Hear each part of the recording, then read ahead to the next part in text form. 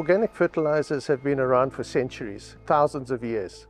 And if we look back in history, we see the Egyptians, the Romans, and everyone that have used organic fertilizers. So the advantages of organic fertilizer is that it's a very slow release product. It's a natural product. It basically enhances the fertility of the soils and gets the microbial balances going in the soils as well. And that is one of the issues that we have in the present day. For the last 100 years, we've been using chemical inorganic fertilizers, which has destroyed many soils in many parts of the world. My name is Mike Hallam. I'm the CEO of Organic Fertilizer Manufacturers Africa. We are located in Mamashia, just beyond the water utilities, plot 818 KP, Gauteng district. We've been based here since 2012. And we started with a very, very small organization. We started this out of an opportunity that we could have when we saw the vast resources that have been here in Botswana, and also having an organic background which goes back 3 generations. So when we saw the opportunity here, we decided then that we had a real good chance of doing something that was unique, and that's how we started this whole operation. It was very small in 2012, just a compost mixer and four workers, and today we've built this factory, which is a 47 million pula investment, of which we are now employing between 50 and 60 people, which includes the administrative staff and everything like that. 95% of them are Botswana. We are currently operating at between 3 and 5% of our total capacity here, which is really abysmal, but we have recently been assisted by the United States USAID ATI program, where they gave us a $1.5 million grant, which we have had to match. And much of the machinery and improvements that you see here are as a result of the USAID assistance. This is our straight organic fertilizer that we are producing here. This has a large number of micronutrients in it. It has biochar, it has lime, gypsum, and of course our composted material in here. And this is the future of all agriculture, in the sense that this is what is actually going to sort out soil health, plant health, human health. It all goes down to one thing. We also do organic blended fertilizers, which is a combination of organic and inorganic fertilizers. So this is actually the banana and macadamia mix, whereby we've actually included all the ingredients, and the biochar was actually imported from Indonesia, and it's been imported all the way here, and then now we granulate and we now re-export back to South Africa for the banana and macadamia industry in particular. So all these are different organic blended fertilizers, and they have different quantities of organic in them, and we have found that we are getting better results with less NPK. So instead of getting a high NPK chemical fertilizer, you get a lower NPK organic blended fertilizer, and you will have better results, because the organic portion of it also now starts stimulating the soil and it starts rectifying the poor soil that we have. Our capacity on the organic production side is 30,000 tons a year, and on the blending side of it is another 70,000 tons a year we can actually do here. So we have a total capacity of 100,000 tons, which is substantial in terms of it would be very simple to supply the whole of Botswana and the region that we also supply to at the moment.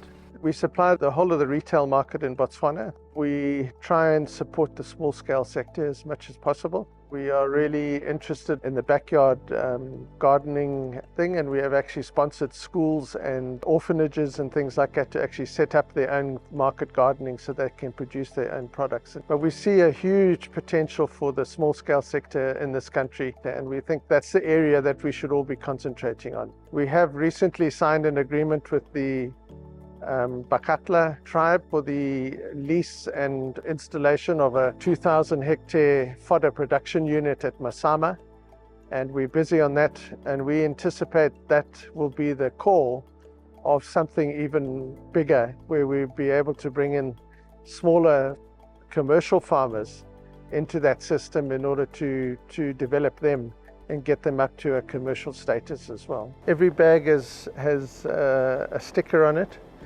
whereby we know what the product is, we know its batch, its manufacturing date, and there's a barcode and everything on it. So there's complete traceability on all our products. So if there's ever a query from farmers or anything like that, or a claim, every time we make a fertilizer, there's a batch that's taken and kept in our storage, so we can get it analyzed later. But part of the legislation is that we have to have a batch number and the date of manufacturing. So one of the other big advantages of organics is that the market is demanding less chemical inputs. There are more and more tests that are being done on products, citrus, vegetables, nuts, whatever you want to call it, even flowers that are going into Europe and the world. And the consumer is demanding less and less chemical levels in the products that are being exported in that. So the market, a combination of market, climate change, soil fertility, and all other aspects of healthy living is what's pushing organics into the forefront today. The recent African Union summit, which was held in November in July, has actually, for the first time ever, they have now acknowledged that soil health and soil fertility is the future for Africa and the world. We also produce EcoCert registered products, which is an international registration, acceptable worldwide. And these are for those farmers who want to go into straight organics. They can be certified as organic product if they use our fertilizers. So all this is contributing to soil health and plant health, and ultimately that leads to animal and human health as well. One of the distressing issues is human health. It seems to have deteriorated over the last 40 or 50 years as more and more chemicals and other products have come into the market. For example, there's some statistics going around that if one orange 50 years ago is equivalent to nine oranges today, because the oranges, the vegetables, and everything we're eating is actually not nutritionally balanced. And that is affecting our human health and our animal health.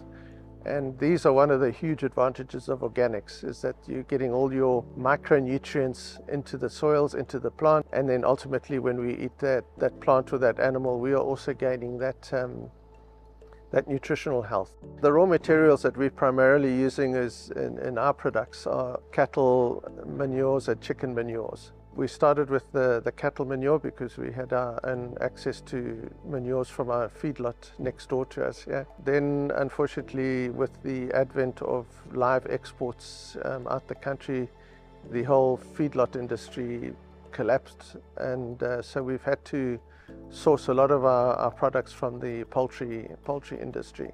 Really, you can use compost, you can use plant waste, you can use all sorts of products to do it. We prefer to use these products because it's a very stable product.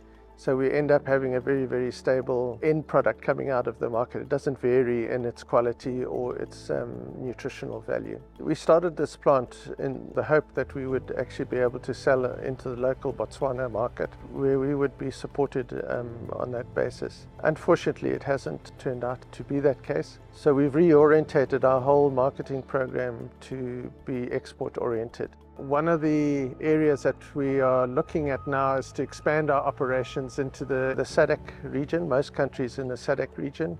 So we're currently putting up a plant now in Zimbabwe because we've managed to build a critical mass in Zimbabwe, a demand for that. And we are just starting our first exports into Europe through Ireland. We're also looking at exports into America through the AGOA system.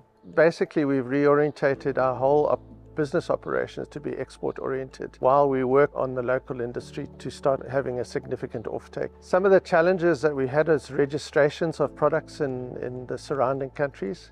Every country has its own registration policy. We have to run tests done to our products, which takes a huge investment. We now have got 15 products registered in South Africa, 6 in Zimbabwe, 5 in Zambia, 4 now in Mozambique, Eswatini, Lesotho. We're busy in Namibia at the moment. We have product that has gone to Malawi. We've even had some samples that have gone into the Middle East. So registrations of products is a challenge, and we're hoping with a universal standard that maybe will come out one day, and it'll help us be able to export widely, throughout Africa and the world.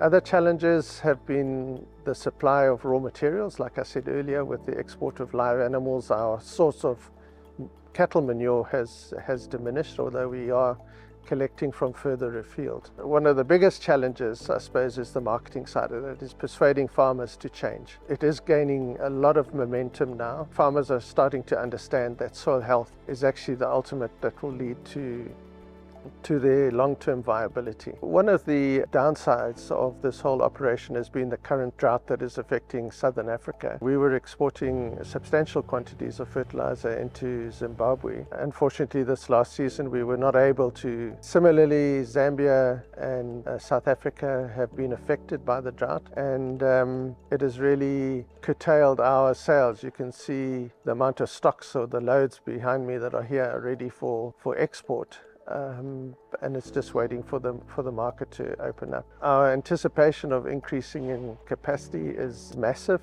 We have the capacity to do it. We just are busy on the markets. Earlier registrations have been inhibiting, but we've also are joining hands with a company called AFAP, which is African Fertilizers Organization, who have branches in about 12 African countries. And they have distributors in those countries. So we will be supplying those distributors in those countries, which will definitely increase our market share. Being an organic supplier, we are competing in a multi-trillion-dollar industry where there's some exceedingly very wealthy suppliers of fertilizers worldwide. They have obviously captured the market to a large extent, and they have huge amounts of finance behind them in order to supply fertilizers either on consignment or under preferential conditions. So we are really battling a very big giant, and we are slowly biting into that market as the farmers themselves are managing now to utilize our products and see exactly what we are achieving. We have proof that our fertilizers work. And this is what's actually driving the farmers now to change.